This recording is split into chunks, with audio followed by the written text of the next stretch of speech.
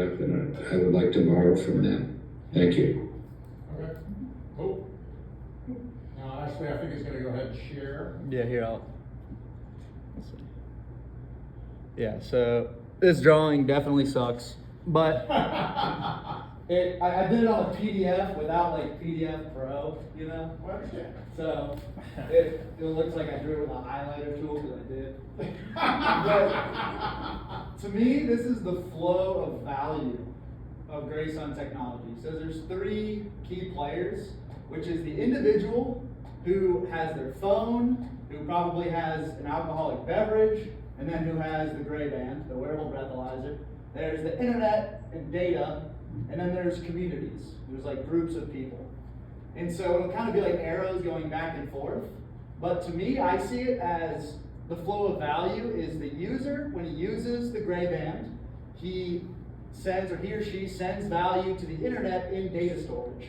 So that user will have all of their data in the cloud that they can access, and in return, the internet can give personalized insights to the user. How much they're drinking, whether they drank too much, what they felt about it the day after via something we call morning after reports. Then there's a flow between the individual and communities, where I think the main flow from an individual to a community is a social drive of the reason that people use the device in the first place, which is a really important necessity of our company because there's breathalyzers that already exist, but no one uses them. When they do use them, they love them, but they don't continue to use them because they don't have an app, they don't have any data storage, but most importantly is they don't have any social functionality. So my idea is when you use the GreyBand and blow into your device, it will notify your friends that you're drinking alcohol. And we have features called Cheers, which is like the old Facebook post of like, hey, I acknowledge that you're drinking alcohol, I hope you're having a good time. You know, I'm ready to step in if I'm notified that anything goes south, which is how the community can then help the individual, which is if any of what they're seeing from the individual is potentially harmful, then they can give them a phone call, they can schedule a Uber or a rideshare app or find them a ride, or they can notify an emergency contact, refer them to institutional resources like those potentially at their academic university. And then between the internet and communities, this is the one that's a little bit I'm interested about, because one thing is we're going to have a lot of data, hopefully, and so I'm thinking that this data could then inform communities how to make better policy. Like if we have a large aggregate of student data, obviously anonymized, that could inform a university like Duke or UNC how to update their education programs, maybe where to put more law enforcement or resources to help people if there's a potential problem. There's a lot of different types of communities. There's friend communities, there's university communities, but then there's also kind of just, this is kind of more of a friend community thing of how do the communities then move to the internet, which I think if it's something like Duke, it could be by publishing their findings from what has been helpful. I have verbal commitments from Duke and UNC to run academic research studies on the GreyBand. At Duke, because it's a private institution, they're allowed to do whatever they want. So we're hoping that they'll give about a dozen or 2 dozen GreyBands to students and monitor them throughout a semester, as opposed to a group without them. And then at UNC, because they have a state-sanctioned anti-alcohol abstinence policy, they're not allowed to acknowledge the fact that their students drink alcohol because they're a public university. Bless their hearts. I know. And so they like the idea and they want to do what Duke's doing. They're saying, sorry, we can't help our students. So what we're going to do instead is, they have a whole thing called the Bowles Center of Alcohol Studies, which is a whole school in the psychiatry I grew up in department. New Orleans, I was Yeah. part of that. Yeah. Sorry, different discussion. Yeah. So they're going to run a more controlled experiment of kind of simulating perhaps a bar environment and seeing how the GreyBand could be of effect. So the findings of these studies, I think, could be the community to the internet, and then, the communities to the internet. But then there's also another group that is like, the way that I see it is bars, and this is kind of a new feature that I've come up with that I'm unsure if I want to really emphasize it in pitch decks, but I do think it's important, which is that bars and social clubs and these things have terrible advertising, okay? So my whole idea is if I am in the alcohol ecosystem, then I should own the whole alcohol ecosystem all the way down to people finding the place that they're going to consume alcohol. For instance, if you're a student and you go on our app, you can see what venues around me are offering the best discounts, right? If you're a fraternity or sorority, you can invite people to a centralized platform instead of having to text everyone individually. And currently how fraternities and sororities work is someone stands at the front of a party with a piece of paper checking if your name was on the list. It should obviously use QR codes instead, some sort of invite system that we can implement. They just may not want the electronic version, and they're going to stick that paper in a shred. They hate the paper. They Right. hate the paper because someone will come up and lie about their name, and it happens every day.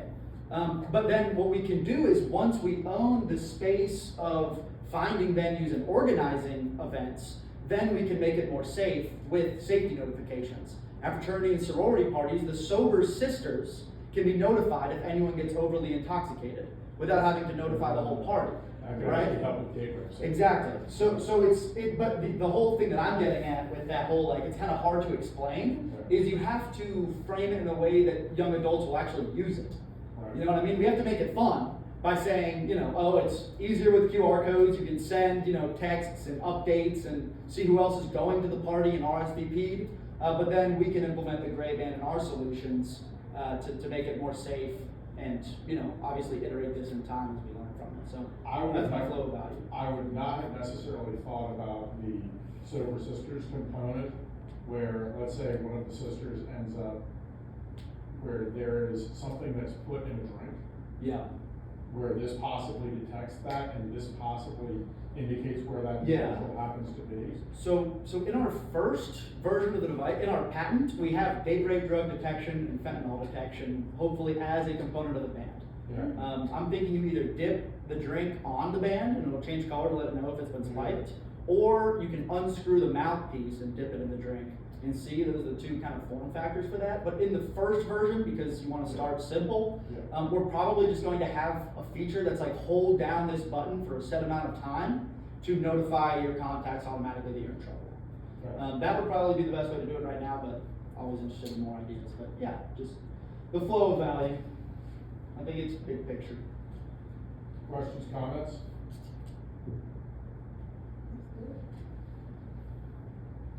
I would only say just, first of all, I think you have an excellent idea.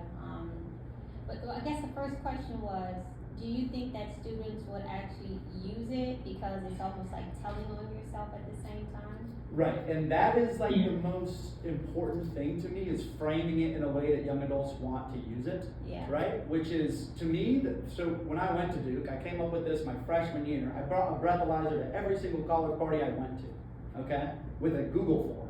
And what I found is, first of all, students love breathalyzers. I couldn't get the thing back. I got a 3! Yeah, Dude! I would give it to a friend, they would show their friend, and be talking about their results, and, they like it. Okay. They like it.